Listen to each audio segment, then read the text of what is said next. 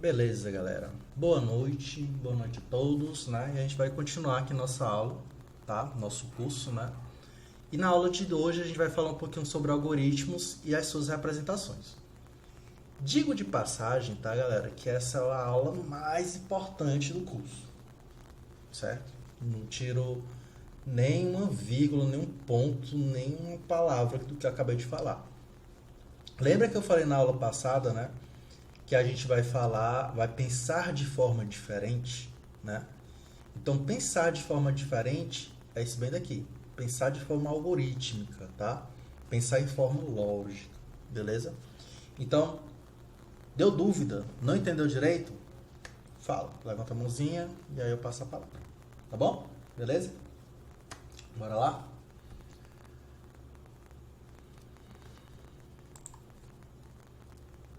Então, primeiramente, o que é um algoritmo, né? Beleza. O que algoritmo tem a ver com programa, professor? Tudo. Tá, pessoal? O algoritmo tem tudo a ver com programa. Bora pensar, inicialmente, no exemplo que a gente está vendo bem nessa imagem, né? Por essa imagem aí, o que é que vocês acham que ela representa? O que é que ela é, essa imagem? Dá pra ler? Pra ver direitinho?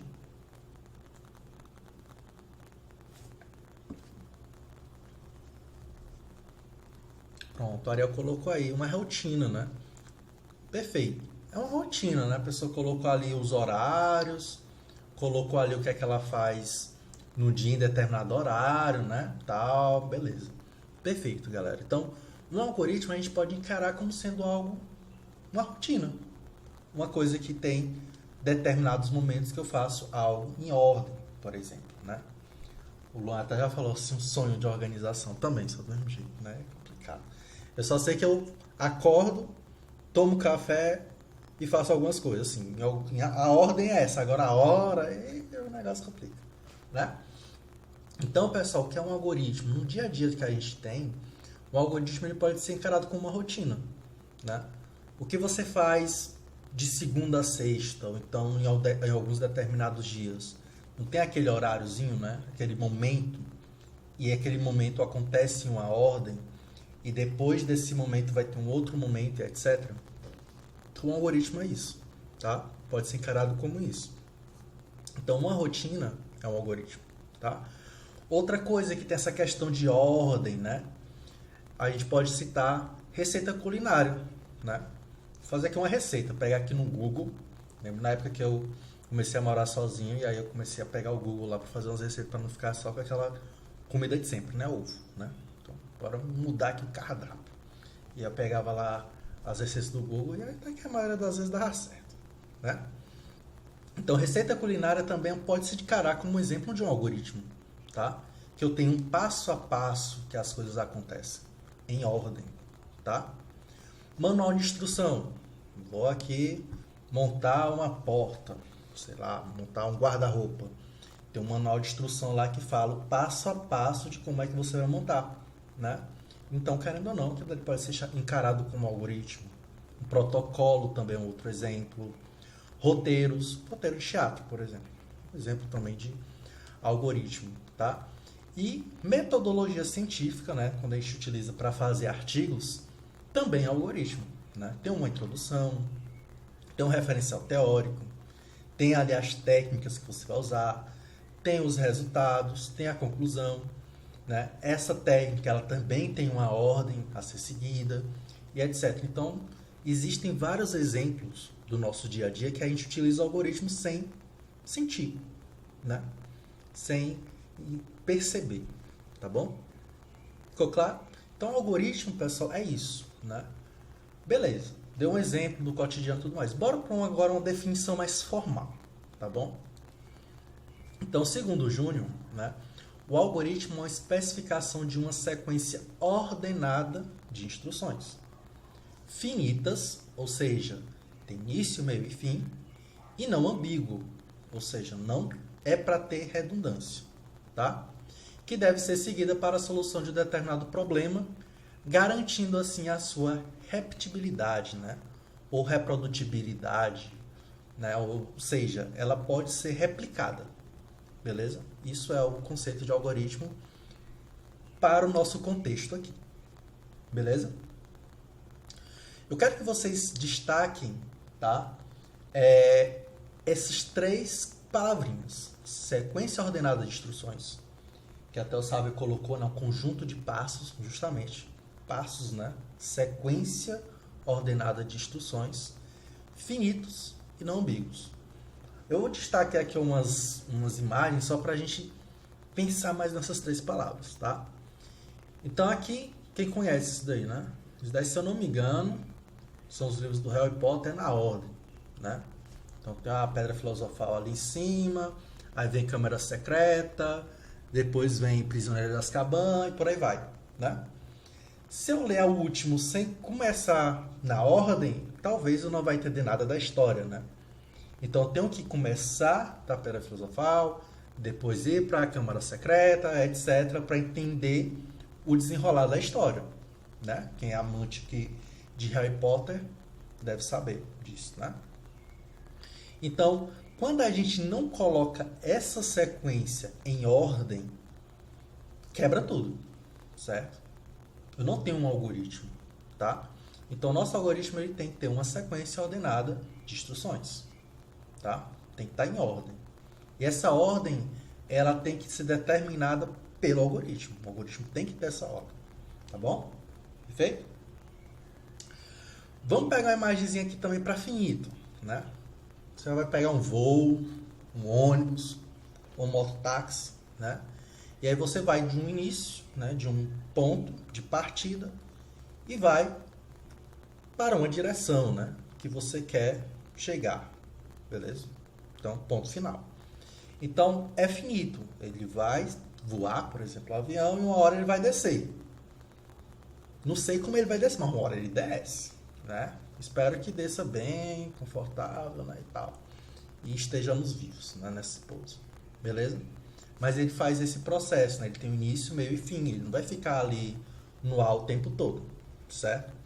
Então, da mesma forma, quando a gente pega um carro, uma moto, etc., sai de um ponto para o final, né? Destino, ponto de partida, ponto de destino. Beleza? Então é finito. Algo que tem início, meio e fim. Então, nosso algoritmo não é uma coisa que vai rodar o tempo, a vida toda, né? Pelo menos eu não quero que rode, né? A vida toda. Ele vai ter uma condição de parada. Ele vai ter um momento que ele vai parar. Beleza? Então, ele é finito. E não ambíguo, né? Bora pegar uma imagenzinha aqui do Armarindo. Acho que é Armarindo, esse personagem aí, né? Que ele vai e coloca assim, né? Vendo pôr do sol, né? E aí a pessoa pergunta: quanto é que tu quer esse pôr do sol aí, rapaz? Aqui não tá vendo, eu tô vendo o pôr do sol, né? Então observem, pessoal, que isso daí é um exemplo de ambiguidade, beleza? Eu estou falando algo, né? Que eu tenho uma interpretação, outra pessoa chega com outra interpretação. Então isso é ambíguo. Isso é eu não saber o que é que se está sendo falado ali. Então o nosso algoritmo ele não pode permitir abrir margem para essa ambiguidade. Porque se eu abro margem para essa ambiguidade, eu não sei que caminho eu vou tomar ali no meu algoritmo. Tá bom? Então a gente tem que tomar bastante cuidado, né? Tomar bastante cuidado para não cair nessa ambiguidade. Beleza? Entendido? Esses 3 pontos? Ficou claro?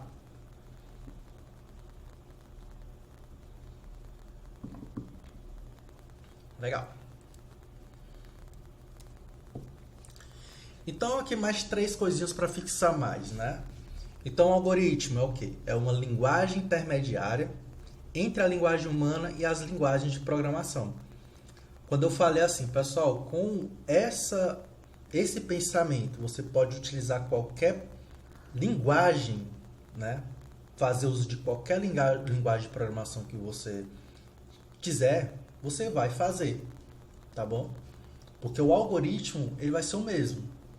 Os programas, as linguagens de programação, aliás, né? Linguagens de programação que você vai aprender, vai utilizar esse mesmo algoritmo, só que naquela linguagem, tá bom? Imagina, pessoal, que eu tô aqui falando para vocês e sei lá, daqui a algum tempo eu vou fazer esse mesmo curso só que falando inglês. É o mesmo conteúdo, mesmo assunto, só que com uma língua diferente. Mas para isso eu preciso aprender essa outra língua, certo?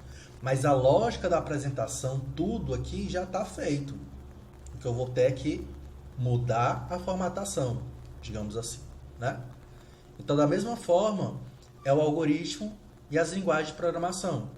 O algoritmo é como fazer. A linguagem de programação é como eu vou pegar esse como fazer e transferir para essa linguagem de programação para ela fazer isso para mim, beleza? Por isso que é muito importante você saber disso. Como estruturar um algoritmo, tá? Outro ponto. Um algoritmo é utilizado para representar a solução de um problema. Então, o seu algoritmo ele tem que ter essa receita, digamos assim, né? De como é que você vai resolver o problema, tá?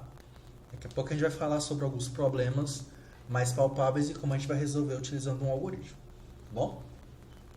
E por fim, um algoritmo é utilizado, né, usado para descrever as instruções a serem executadas pelos computadores. Tá? Então, nesses algoritmos, a gente já vai meio que preparar nós mesmos, né, que vamos ser programadores daqui para o final desse curso, a como a gente vai fazer nossos programas, tá bom? Querendo ou não, eu posso até dizer para vocês que a gente entendendo algoritmo, a gente já somos pré-programadores. Para ser programador, falta só transferir o algoritmo para uma linguagem de programação, tá bom? Então, isso é o que é o algoritmo. E a gente vai treinar isso tanto na aula de hoje, quanto na aula de amanhã, tá? Então, como essa aula é bastante interessante, é bastante importante nesse conceito, a gente vai pegar o conteúdo de hoje, eu vou liberar o capítulo da apostila para vocês, tá? Tá bem mastigadinho também. E amanhã a gente vai continuar exercitando mais isso, tá bom? Para ficar bem fixo, tá? E a gente vai sempre exercitar isso durante o curso, tá? Eu quero que vocês internalizem esse novo modo de pensar. Bora pensar aqui, né? Nessas palavras-chave que eu destaquei aí. Linguagem intermediária, representar, descrever as instruções. Quando você vê essa placa, bem aí, quem sabe o significado dessa placa?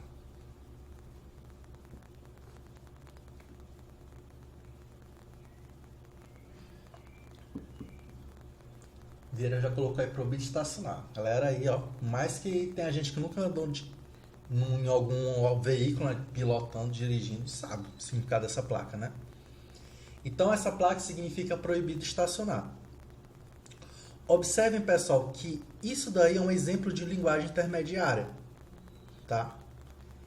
Isso daí é um exemplo de representação e também é um exemplo de instrução, né? Porque quando eu vejo essa placa, eu sei o quê? Que ela significa que é proibido de estacionar. Isso está representando isso, né? E isso também diz o seguinte, olha, você não pode estacionar aqui. Quando eu ver essa placa, o seu significado dela já tem uma instrução. Não estacione aqui. Você pode até parar, né? Para passageiro sair ali, mas não pode estacionar. Certo? Agora, quando eu vejo essa outra placa, qual o significado dela aí? Se o pessoal aqui sabe, né? Eu espero que saiba, eu espero que execute, né? Porque não é só saber, executar também, né?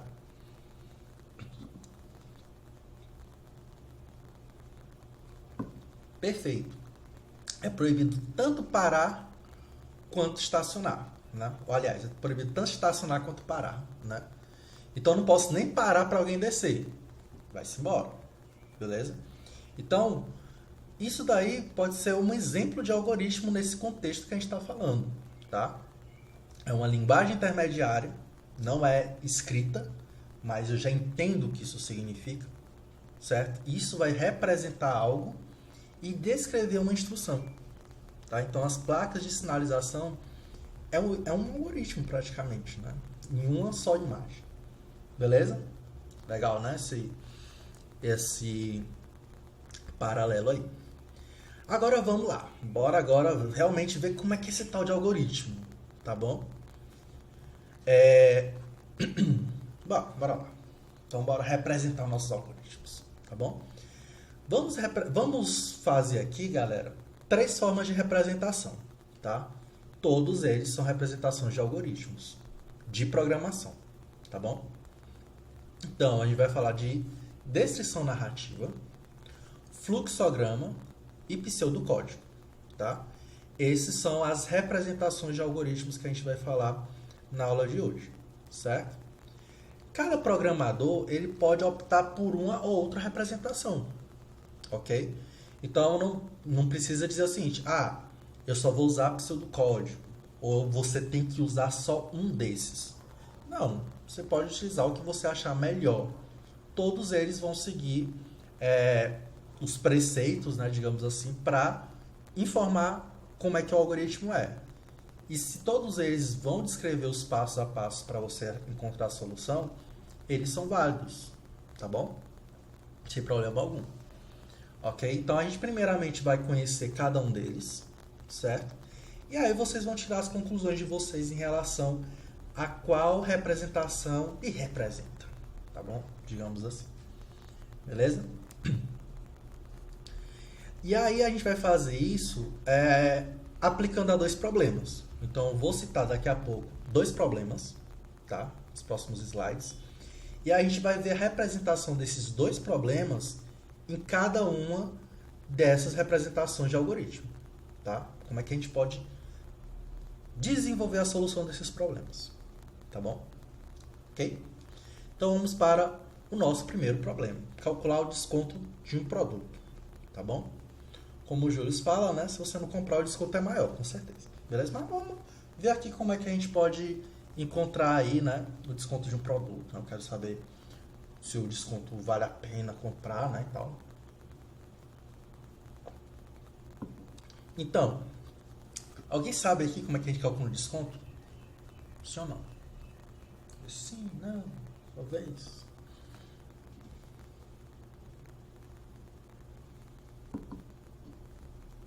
A maioria, bom. Só o Vieira sabe. Beleza, não tem problema não. A gente vai ver como é que faz isso daí, tá bom? No Pro. Certo? Então, pessoal, é o seguinte. Esse problema, pelo menos pra mim, né? Quando a gente começa a pagar as contas, a gente começa a sentir isso, né? Que coisa triste. Mas, enfim. É um problema recorrente em muitos casos, né? Então, você vai comprar um produto e o pessoal diz assim, hoje tem 20% de desconto. Hoje tem 5% de desconto. Ou então o produto ele é muito caro e você já diz, opa, legal, e aí, quanto é o desconto para mim, né? Então você já faz aquela pergunta clássica, tem desconto? Aí você fica triste quando a pessoa diz, é de preço de à vista. Chega a dar raiva quando a pessoa fala um negócio desse, mas enfim, né? Então, formalizando esse problema, se a gente tem um produto que custa um valor em reais, e a gente quer calcular uma porcentagem desse valor, que no caso vai ser o desconto, a gente vai utilizar esse cálculo aqui, tá? Eu coloco o valor e multiplico pela porcentagem de desconto. Aqui eu não estou considerando percent, né? Digamos que eu digo assim, é 25% de desconto. Então a porcentagem é o 25%, tá? Por mais que a representação matemática disso não seja bem assim, mas analisem dessa forma, tá? Então eu vou pegar o valor, multiplico por esse valor que é a porcentagem, né? Que no caso é a parte inteira, digamos assim, e divido por 100. Então faço esse produto, eu tenho o nosso desconto, tá bom? Ficou claro? Bora ver um exemplo. Ó.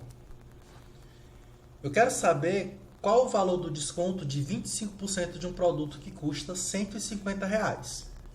Então, vou pegar aqui o valor, certo? Multiplico por 25 sobre 100. Para falar a verdade, isso daqui é a porcentagem, né? 25 sobre 100. 25%. 25 sobre 100. Tá? E aí, quando eu faço esse produto, eu tenho que vai dar 37,50 centavos. Tá? Então, esse é o valor de desconto. Então, se esse é o valor de desconto, quanto é que eu vou pagar? E você vai fazer 150 menos 37,50. Mas aqui é só o valor. Eu estou querendo só saber o desconto aplicado no produto. Não vou fazer essa subtração. Tá? Ficou claro? Como é que eu calculo um desconto? Sim? Sim ou não? Tranquilo, né? Esse problema? Daqui a pouco a gente vai ver ele agora nos algoritmos, tá? Quero que vocês internalizem bem esse problema. Se não tiver claro, pode falar que eu repito. Tá? Tranquilo, né? Passar? Posso prosseguir? O Marcos Gabriel até já calculou aí quanto é que vai pagar, ó. 112,50. Isso é Marcos. Show. Beleza. Problema 2. Calcular a raiz de uma equação de primeiro grau. E aí eu coloquei um desenho de uma coisa que é paixão nacional. Meu Deus do céu, quem é que resiste a uma coxinha, rapaz? É bom demais. Melhor ainda quando você tem um cupom de desconto lá no iFome, no iFood, né? Aí é bom demais ainda, melhor ainda. Ô, corra boa. Certo? Daqui a pouco eu vou falar por que a coxinha e o cupom tá aí nessa história de calcular a equação a raiz de uma equação de primeiro grau, tá? Esse problema, pessoal, ele é conhecido de vocês? Equação de primeiro grau, raiz, de boa? Alguém não lembra? Muito antigo, professor. Eu passei dessa fase, graças a Deus, eu não queria nem ressuscitar ela, mas você falou aí, né? Vamos lá, vamos relembrar aqui quem não conhece, né? Ou quem ainda lembra, mas está há muito tempo e aí, etc. Bora ver como é que é a raiz de uma equação de primeiro grau, tá? Então, vou formalizar aqui, tá? Então, bem devagar, tá? Bem devagar, respira fundo, é textão, mas ele tá mastigado, tá bom? Então, ó, toda equação de primeiro grau é uma função que possui uma única incógnita elevado a 1, tá? No caso, ó, o nosso x é a incógnita, tá bom? X é a incógnita. O que tem aqui elevado a x é 1, só que usualmente a gente não coloca, tá? É daí que vem o nome primeiro grau, beleza? Eu tenho uma incógnita, a incógnita que tem na minha equação é só ela, né? E o grau que ela está elevado ali é o 1, tá bom? Por isso que é chamada de equação de primeiro grau. Quando você tem a equação de segundo grau, é porque tem um x elevado a 2 ali, certo? Uma equação de terceiro grau, aí já vai ter um x ali, um y, sei lá, uma incógnita que está elevada a um 3 ali, beleza? A maior incógnita, né, que está elevada a um maior grau ali, beleza? Ok? Então, a gente pode representar essa função, né, essa equação de primeiro grau, do seguinte modo. F de x, tá, que é a nossa função de primeiro grau, é igual a ax mais b, tá? Toda equação de primeiro grau eu posso representar dessa forma, onde A é um valor inteiro, um valor real, desculpa, e B é um valor real também. A e B são valores reais, tá bom? Ok? Respirou? Então, bora dar um suspiro aí e bora continuar. Encontrar a raiz dessa função é simplesmente a gente igualar essa função a zero, tá? Então, isso é encontrar a raiz. Então, eu vou pegar o f de x igualar a zero. Isso é a mesma coisa de eu pegar ax mais b e igualar a zero. Aí eu vou isolar o x. Jogo o b para o outro lado, né? Fica negativo. E depois eu pego o a e jogo dividindo, né? Tá multiplicando, passa para o outro lado dividindo. E aí a gente tem o x igual a menos b sobre a. Isso é a raiz, tá? Ok? Então, a raiz de uma equação é o quê? Eu pegar a equação, igualar a zero, isolar o x. Quando eu isolo o x, eu vou ter ali a representação da raiz dessa equação, tá bom? Isso vale tanto para a equação de segundo grau, terceiro grau, quarto grau, por aí vai. Você vai sempre pegar aquela função e igualar a zero, tá? Essa é a ideia. Beleza? Respiraram? Tranquilos? Aí, de boas? O Tony já diz assim, é aqui que os de humanos começam a pensar em correr. Pessoal, não corram não. Bora lá, vocês se meteram aqui na área, é negócio de exato, né? Então, querendo ou não, pessoal, programação é mais exatas mesmo, tá bom? Pra falar a verdade, é exatas, né? Não tem pra onde fugir. Então, a gente vai acabar trazendo muito coisa matemática mesmo pra cá. Mas não se agoneie não, galera. Não se agoneie não, vai dar certo. Bora lá. Por isso que eu coloquei a coxinha o cupom, tá bom? Aí, professorzinho bom, né? Por isso que eu coloquei a coxinha o cupom pro pessoal de humanos, né? Entender, tá bom? Bora usar a coxinha e o cupom? Bora ver se vocês vão entender agora? Bora lá, bora tentar. Então é o seguinte, galera. Vamos pegar aqui a coxinha e o cupom. Bora fazer a analogia com a nossa equação de primeiro grau, tá? Então vamos dizer, vamos colocar nome aos bois, né? A nossa coxinha, ela custa R$5, tá? O nosso cupom de desconto é de R$10, certo? E eu quero saber quantas coxinhas eu posso comprar sem pagar um centavo. Beleza? Muitos já vão saber, né? Quantas coxinhas a gente pode comprar, né? Alguém sabe quantas coxinhas a gente pode comprar aí para não pagar um centavo?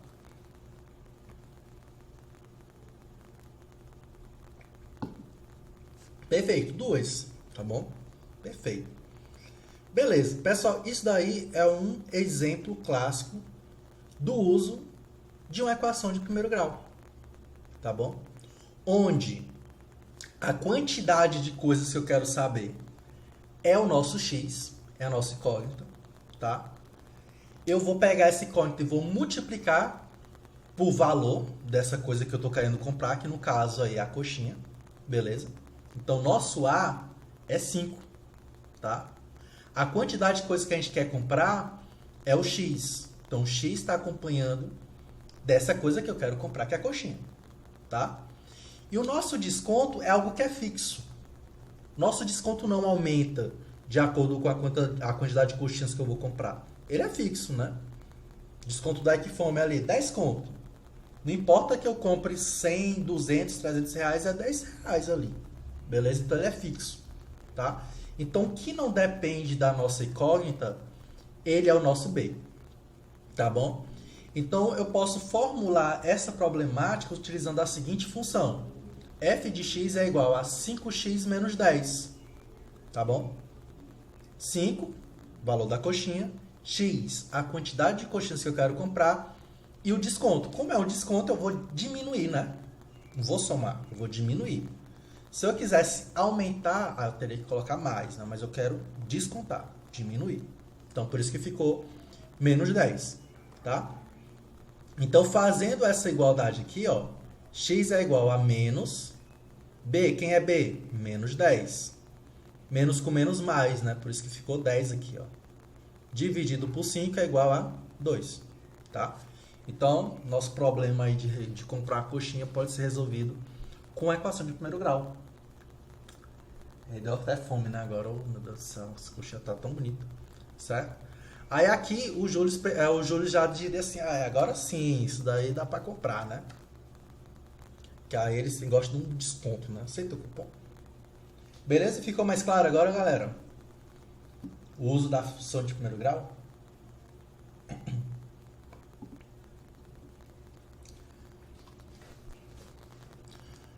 Eu me lembro, né? Como se fosse ontem, minha professora lá no ensino fundamental, explicando lá uma coisa, né, de matemática, e aí quando ela começou a botar dinheiro, todo mundo participou e deu lá o valor certo.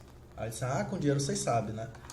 Aí aqui eu descobri que além de dinheiro, também com comida dá certo, né? Porque tem coisa melhor do que dinheiro e comida. Beleza?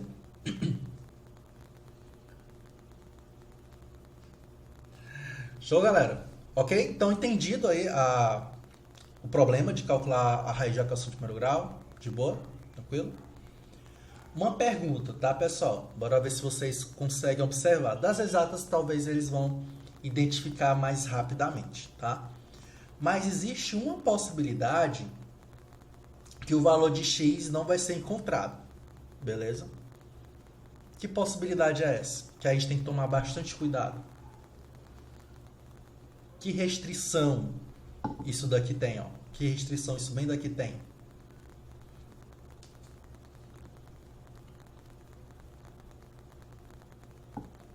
Perfeito, Vieira. O A, galera, não pode ser igual a zero, tá? Porque se o A for igual a zero, isso daí gera uma indeterminação, tá bom? Então, e também a gente não vai ter uma equação de primeiro grau, né? Porque se o A é zero, significa que o quê? Que vai acontecer? Vai ficar zero vezes x, né? A gente não vai ter uma equação de primeiro grau. Também é um outro motivo, tá bom? Então, só vai existir raiz se o A for diferente de zero, tá bom? Então, essa é uma restrição. Beleza? Ficou claro? Entendido? Entendido. Entendido? Entenderam? Sim? Ok? Então, essa é a restrição que a gente tem nesse problema, tá? O nosso A, ele tem que ser diferente de zero, tá? Não pode ser igual a zero. Então, a gente tem que pensar nisso no nosso algoritmo também, tá bom? Então, vamos agora, né, entendido aqui os nossos dois problemas, vamos às representações, tá bom? Então, a representação narrativa, os algoritmos eles serão expressos diretamente na linguagem natural, tá? Ou seja, eu vou descrever uma sequência de passos na nossa língua. É que nem lá a rotina, tá? Como a rotina, como a receita culinária, tá? Como um roteiro, um protocolo. Ele tem um passo a passo, né? De forma narrativa. Aqui vai ser do mesmo jeito, tá? Então vamos observar o nosso primeiro problema. Opa, faltou uma coisinha aqui, né? Essa linguagem, galera, ela é muito... Como é que eu posso dizer? A gente tem que tomar bastante cuidado. Como ela é uma linguagem natural, a possibilidade de ter ambiguidade, ela é muito grande, tá? Porque a gente está meio que um grau de abstração muito baixo, tá? O nível de detalhamento é muito baixo, certo? Então a gente tem que tomar bastante cuidado com as palavras que a gente usa. Porque eu posso permitir várias interpretações, tá bom? Por exemplo, aí, né? Se eu falar o seguinte, rebolar no mato, o que é que você entende? Quem é que entende aqui o que é que significa esse termo, essa expressão, rebolar no mato?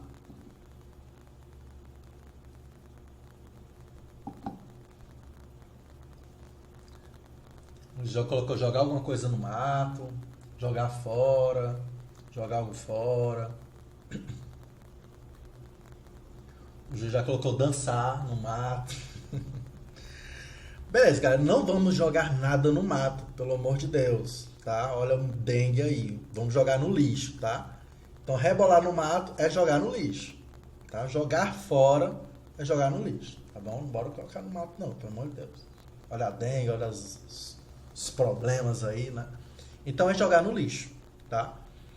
Para a maioria das pessoas, eu acho que mora aqui no Piauí, Ceará, regiões circunvizinhas, essa expressão ela é bastante conhecida, né?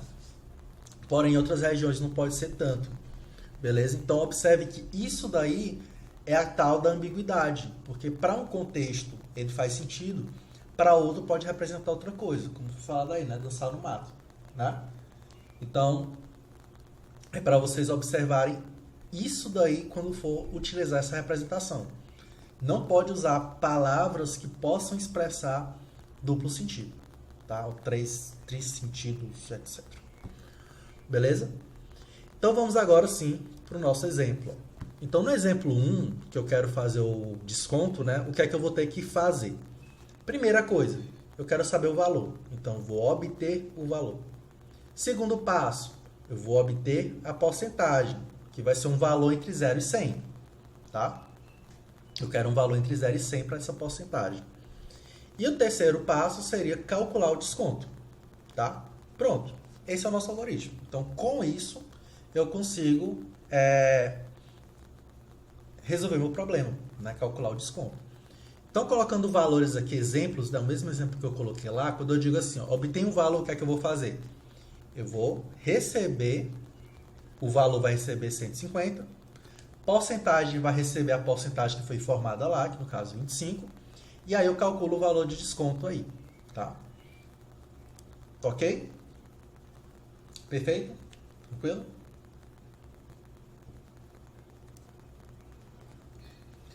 Vamos para o nosso segundo exemplo, tá? Bora lá. Primeiro passo. Aí observem, galera, que isso também é legal, né? Lá na matemática, quando eu também lembro, como se fosse ontem, né? Que quando a gente tem alguns problemas para resolver, não sei se vocês se lembram disso. A primeira coisa que eu fazia, pelo menos, é anotar tudo que aquela questão dava, né? O que é que aquela questão está me dando? E eu anotava ali, colocava nas variáveis o que a questão estava me dando. Aqui é a mesma coisa, tá, galera? Para nós resolvermos esse problema de raiz de primeiro grau, eu preciso ter o A e o B. Eu não posso calcular a raiz sem eu ter o A e o B daquela função lá, tá bom? Então, esses são as variáveis, os valores que a gente precisa. A variável é o x, mas a gente precisa do valor de A e de B, entende?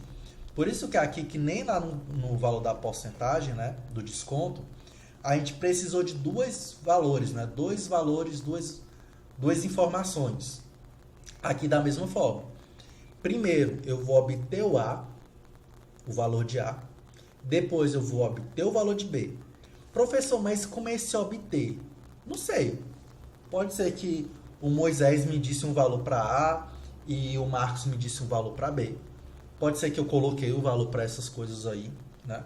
Eu vou obter. Beleza? Eu tenho esses dois valores. Obtive esses dois valores, tá? Observem que é um grau de detalhamento, onde eu não estou especificando quem vai dar essa informação e qual o valor dessa informação, tá? É bem genérico. Lembra que eu falei que é replicável, né?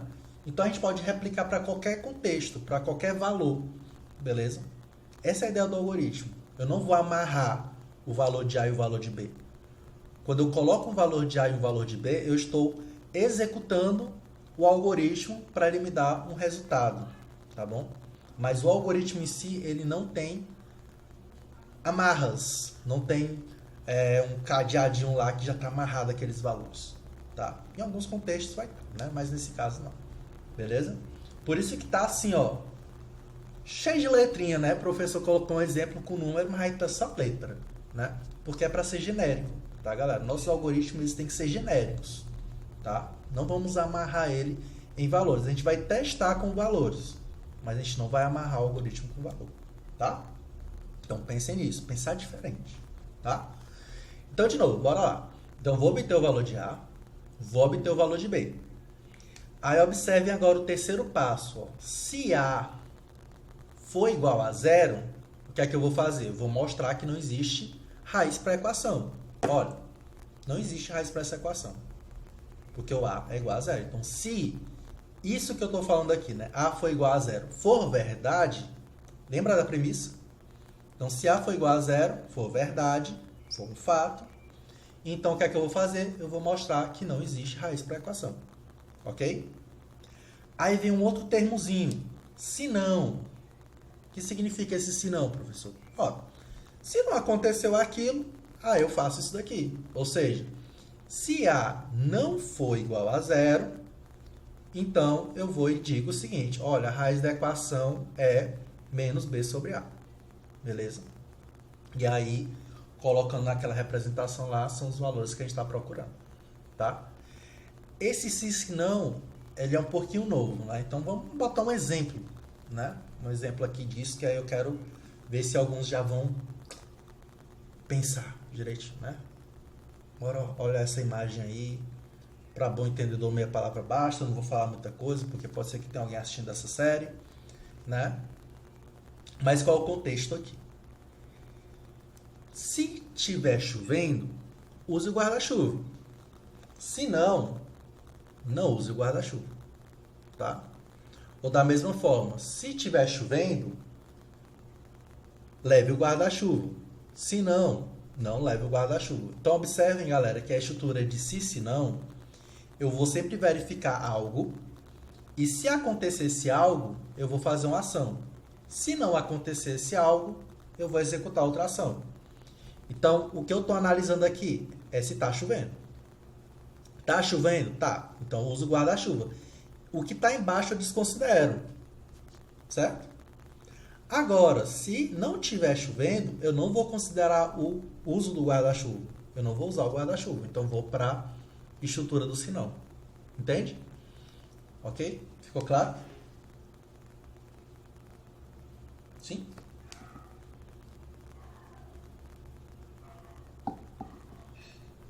Essa, galera, é uma das estruturas que a gente vai usar muito durante o curso. Estrutura de sim e não, tá? Então, a gente vai exercitar em várias situações isso, tá? Então, mas o que eu quero que vocês internalizem é isso, que eu sempre vou fazer uma verificação, vou ver uma condição, Essa condição, ela sempre vai retornar verdadeiro ou falso, tá? Não existe outra possibilidade. Ou vai retornar verdadeiro, ou vai retornar falso. Retornou verdadeiro, eu faço o que está no se. Retornou falso, eu faço o que está no se não. Beleza? Ok? Então vamos colocar aqui também valores, tá? Então aqui eu já estou executando o algoritmo. É como se eu tivesse o seguinte, aqui é o algoritmo do lado esquerdo, tá? Do lado esquerdo aqui. E do lado direito, né? A gente tem um exemplo. Então, obter A, o A recebe 5. Obter B, B recebe menos 10. Aí eu verifico. A é igual a 0? Não, não é. É falso. Então, se é falso, eu não vou executar isso. Eu vou passar para o senão. E aí eu vou e digo, olha, a raiz da equação será menos 10 sobre 5, que é igual a 2. Beleza? Então, essa daí vai ser a resposta do nosso algoritmo. Tá? Se eu tiver uma outra equação de primeiro grau, eu só digo, o A é 10, o B é 50, e aí ele já vai fazer o cálculo da equação ali para mim. Ok? Então, sempre que eu quiser usar agora nosso algoritmo, a gente usa. Pega os valores de A e B, e aí a gente já tem um passo a passo para resolver isso. Beleza? Ok? O Sávio já está adiantando, e fiel, se acalma aí, o Sávio. Daqui a pouco a gente vai ver que as nomenclaturas, né, do JavaScript, né? Que aí vai ter uma gramática, né? Como se fosse uma gramática, uma ortografia diferente. Tá? Claro? Entendido? Representação narrativa ficou claro, pessoal, com esses dois exemplos? Podemos passar para o próximo?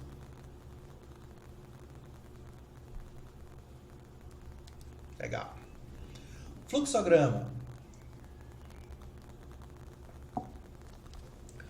Bem, no fluxograma, pessoal, ele vai consistir, né, de uma representação gráfica, tá? Então, como ele é uma representação gráfica, ele vai mexer com o nosso sistema visual e vai simplificar mais as coisas. Coisa que a descrição narrativa ela pode prejudicar em relação à ambiguidade. É que nem aquela placa lá de proibido estacionar e parar, né? Eu tenho duas placas que eu já sei o significado das duas. Então, aquela simbologia gráfica já nos dá pra gente o que elas representam, tá? Então, eu não preciso descrever, escrever o que ela representa. Eu já sei, beleza? Então, o fluxograma é isso. Ele vai ter os símbolos deles, tá? Vai ter um símbolo para cada coisa. E esse símbolo, ele representa algo. E ponto final, tá bom? Então, isso daí já minimiza a ambiguidade, tá? Quais são os símbolos que a gente vai ver? Praticamente esses 6 aí, tá? A gente vai ter um símbolo que representa o início e o final do fluxograma, que é como se fosse um retângulo, né? Com os cantos arredondados, tá? A gente vai ter um símbolo que representa a operação de entrada de dados, beleza? O que é entrada de dados, professor? É aquele lá, obter o A, obter o B, isso é entrada de dados. Eu vou obter, né? Entrar os dados ali no algoritmo. Eu vou ter uma representação de saída de dados. O que é essa saída de dados? É como se fosse a impressão, tá? Eu vou imprimir na tela um valor, eu vou imprimir na tela um texto, alguma coisa. Então, tudo que é saída de dados, eu represento com esse símbolo, com este símbolo, tá? A gente vai ter também um símbolo que representa atribuição, beleza? O que é atribuição, professor, que a gente já viu? Desconto.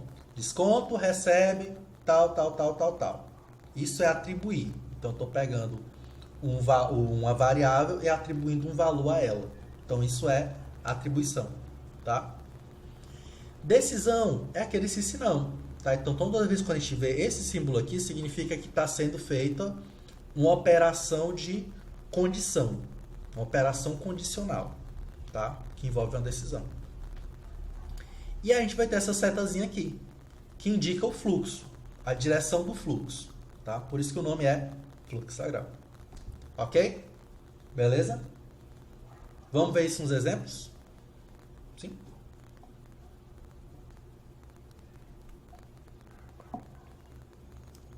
Olha só como é que fica o nosso exemplo 1. Então aqui ó, tem um símbolo de início, né? Até botei o nome início, porque esse símbolo ele representa tanto o início como o final, né?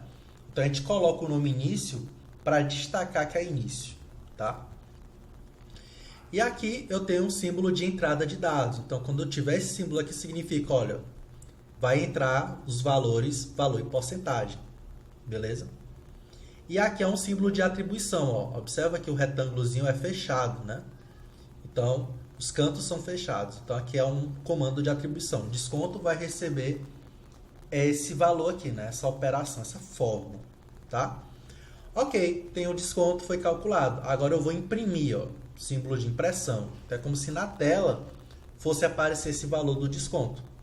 E aí pronto, terminou. Fim.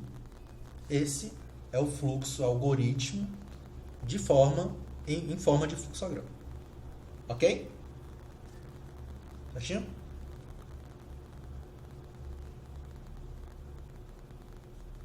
Passar para o próximo? Segundo exemplo. Aqui eu vou colocar os valores só para a gente entender também aqui, ó. Aqui eu pego os valores, né? Mesmo valor lá do exemplo, 150, 25. Calculo o desconto e depois eu mostro o desconto, tá? Imprimo aí o valor do desconto. Segundo exemplo. Eita, professor. Complicou aí, hein? Nada, rapaz, se acalma. Bora lá. De novo, tem o início. Entrada de dados, né? Ó, recebo A, recebo B. Entrada de dados. Aí eu entro na estrutura condicional. A é igual a B, certo? Eu botei dois símbolos de iguais, pessoal. Não falei antes, mas os dois símbolos de igual significa que eu estou fazendo uma operação de igualdade, uma operação booleana. Quando eu coloco igual a igual, significa o seguinte: A é igual a B. Esse A é igual a B só tem dois valores possíveis: verdadeiro ou falso. Beleza? Então essa é a condição, tá? A é igual a B é verdade. Se for verdade, o que é que vai acontecer? Eu vou imprimir, não existe raiz, e termino o programa. Acabou-se. Se o A não for igual a zero, significa que vai ter raiz, né? Então, se isso daqui for falso, x recebe menos b sobre A, e eu imprimo o valor de x, que é o valor da raiz, e termino o programa. Tá bom?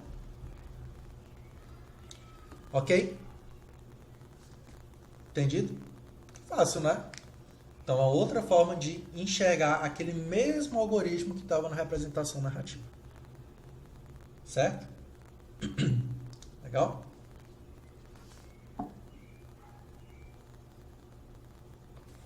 Colocando os valores também, ó. Aqui na atribuição, A recebe 5, B recebe menos 10.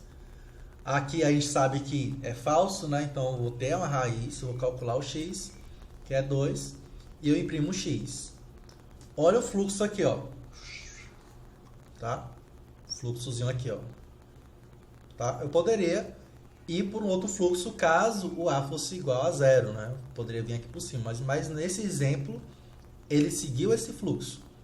Talvez para outros dados, né, para outros valores de A e de B, como A sendo zero, eu já ia seguir um outro fluxo.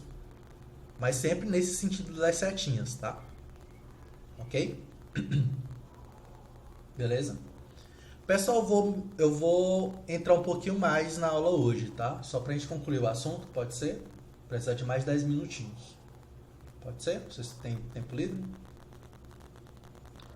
Show. Então, só pra gente ver a nossa última representação de hoje, tá bom?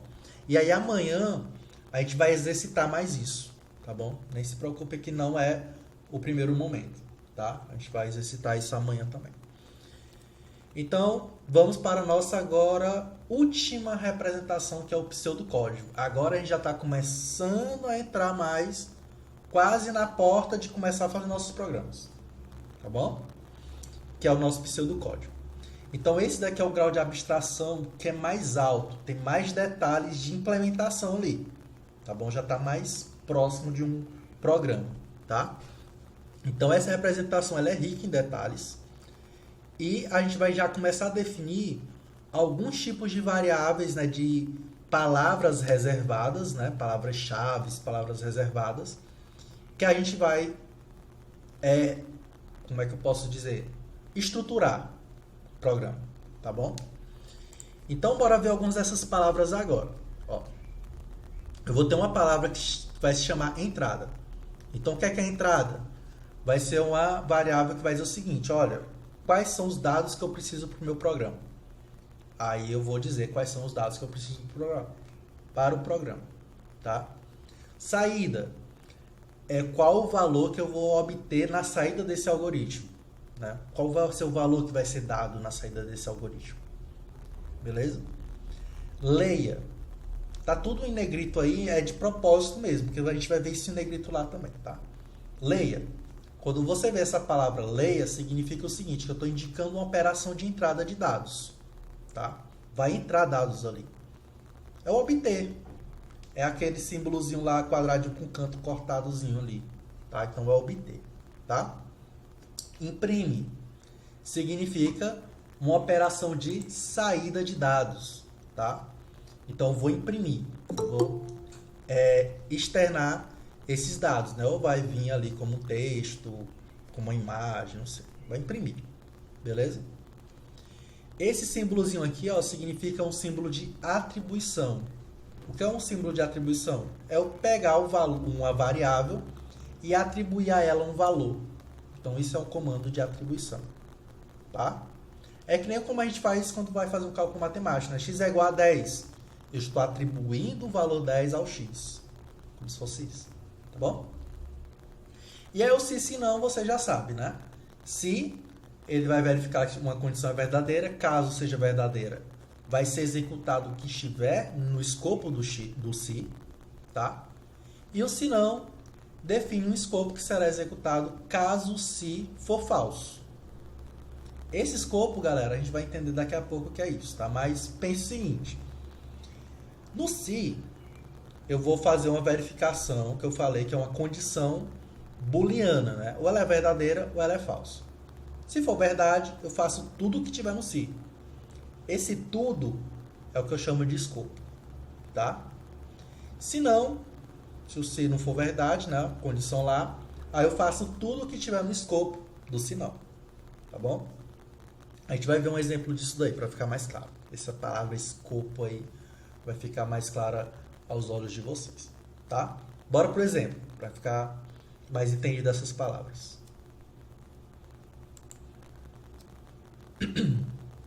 Então, nosso exemplo 1, o desconto. Olha só, eu tenho aqui entrada. O que é que eu vou precisar para o meu cálculo do desconto? Eu vou precisar do valor e da porcentagem, beleza? A saída vai ser o desconto. Então, como é que o nosso programa executa, né? Desconto recebe valor vezes porcentagem sobre 100 e eu retorno o desconto. Pronto. Não se agoneie em relação a esses números aqui, que eu não consegui alterar para ficar bonitinho, tá? Mas aqui é somente para a gente ver uma ordem e eu melhor escrever o texto, tá bom? Mas depois eu vou alterar isso daí para ficar melhor, tá? Mas a ordem está correta. Então aqui primeiro vai ser realizado o cálculo do desconto e aqui é o retorno, tá? Ó, saída aqui é o desconto, beleza? Vocês conseguiram, pessoal, nessa representação enxergar o algoritmo, enxergar o que é que vai ser feito no programa? Sim ou não? Sejam sinceros. Entendi, professor. Não entendi de jeito nenhum.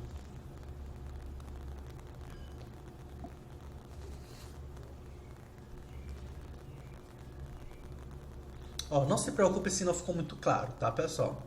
O que a gente tem que observar aqui é que todas essas palavras em negrito, elas significam alguma coisa, tá? Entrada significa uma coisa, saída significa uma coisa, retorno significa uma coisa, tá? Então essa é a primeira coisa que vocês têm que internalizar, tá?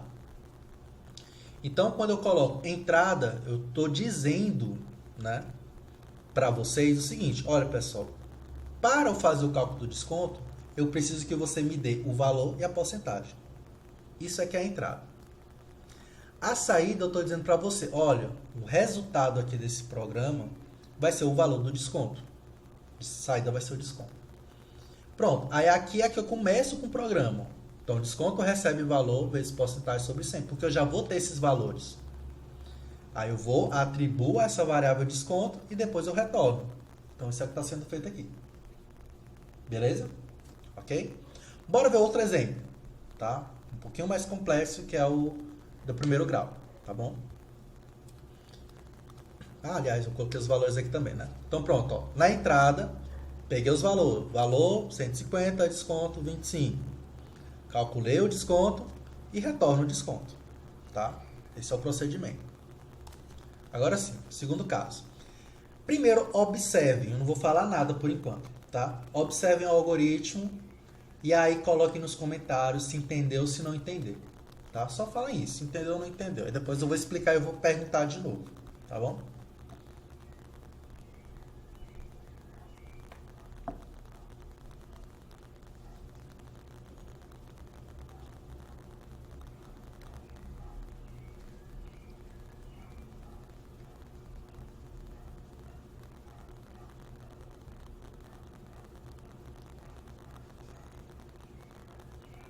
Já temos entendedores. Acabou. Se não entender, pessoal, não tem problema nenhum, tá? Eu não vou ficar chateado de forma alguma. Eu tô aqui pra ensinar vocês, tá bom? Então sejam sinceros.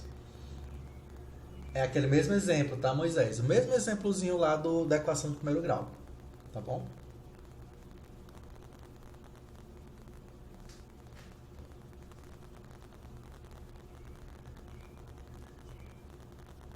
Entendeu, Moisés? Ou não?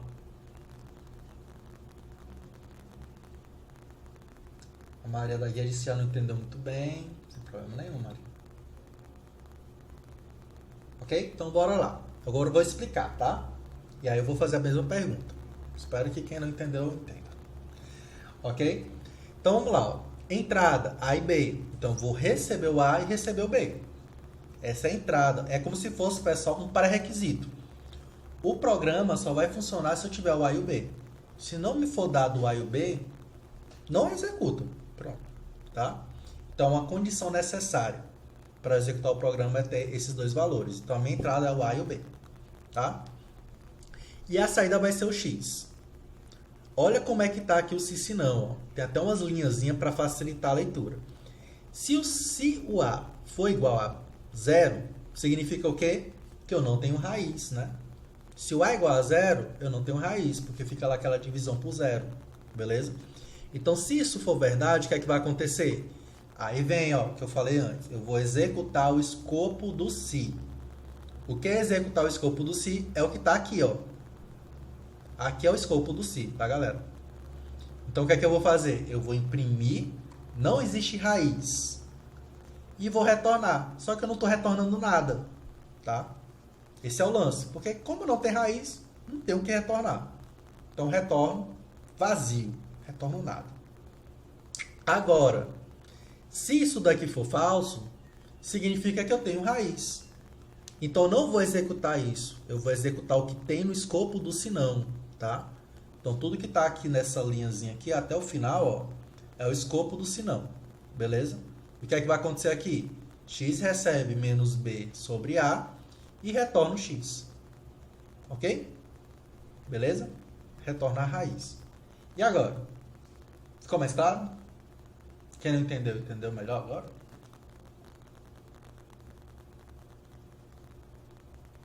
Então nada. Legal? Observem, pessoal, que essa estrutura de pseudocódigo é uma estrutura que é muito semelhante ao que a gente vai fazer no JavaScript. Tá? Bem semelhante mesmo. Só que antes da gente fazer isso, a gente vai exercitar hoje, né? Vai ter uma atividade que vocês vão exercitar, já fazer a primeira representação de vocês.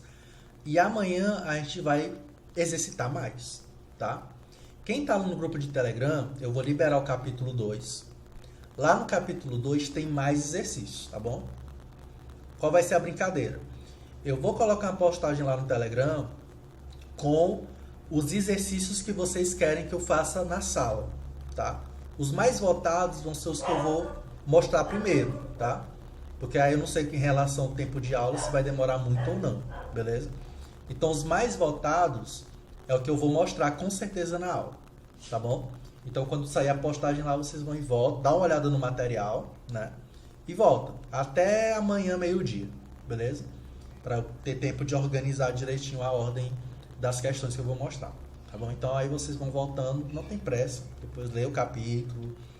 Pode ser que melhore mais o entendimento lendo o capítulo. Vai ter mais um exemplozinho lá, além desse que eu mostrei aqui, tá bom? E aquela coisa, né? Dá feedback também, se tá legal, se tá ruim, se tá bom. Tá bom? Beleza? E aí, aqui é só ilustrando os passo a passo, né? A recebe 5, exemplo, né? A recebe 5, B recebe menos 10. Como A não é igual a zero, isso vai ser falso, né? Então, como é falso, executa o escopo do senão. E aí o X recebe 2 e retorna, tá? Então, só para exemplificar. Então, resumindo, tá, galera? A gente pode resumir as nossas representações dessa forma aqui, tá? Tem uma representação narrativa, o grau de abstração é baixo. A vantagem é que, como é uma linguagem mais natural, é mais fácil da gente fazer, né? Porém, tem essa questão da ambiguidade, que aí complica, né? Já no fluxograma, a gente já tem uma abstração já em nível mediano, porque já tem menos ambiguidades que podem ocorrer ali, né? Então, conhecendo os símbolos, essa é a limitação. A gente tem que conhecer os símbolos, né? Para conseguir prototipar. E aí, quando a gente começa a entender os símbolos, fica mais fácil. É que nem os símbolos de trânsito, as placas de trânsito, tá? A desvantagem disso é que eu preciso entender dos símbolos, né? E eu não vou ter detalhes suficientes para a construção do programa, né? É só símbolo, então não tem um detalhe de estrutura, né? Já o pseudocódigo, eu já tenho um nível de detalhe maior, né? O grau de abstração é maior. Então, vou ter uma representação clara, né? Sem a especificação de uma linguagem de programação. Não estou amarrando uma linguagem de programação, tá? Porque ela pode ser usada para qualquer linguagem, beleza?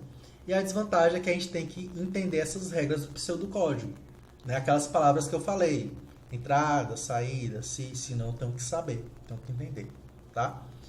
Em geral, galera, os programadores utilizam as representações de fluxograma e pseudocódigo, tá? Raramente você vai ver um programador experiente utilizar outro tipo de representação sem ser esse. Para falar a verdade, é utilizado mais o pseudocódigo, tá bom? Então a narrativa não é muito queridinha não, tá? Aqui é mesmo só para exemplificar, mas quando vocês forem praticar, prefiram já ir do fluxograma para o pseudocódigo, tá? Você pode até testar os três, né, para entender melhor o passo a passo, né, de cada um deles, né? Mas vamos focar mais nas aulas do fluxograma e pseudocódigo. Fechou? Eu vou agora liberar a frequência de vocês, né? Aqui tá as referências. Deixa eu habilitar aqui. Vou colocar aqui no chat, tá, pessoal? O link, mas já tá lá no Classroom também. Amanhã eu vou liberar também a frequência a planilha de frequência, tá bom? Deixa eu parar aqui, né? Só para finalizar. Então, valeu.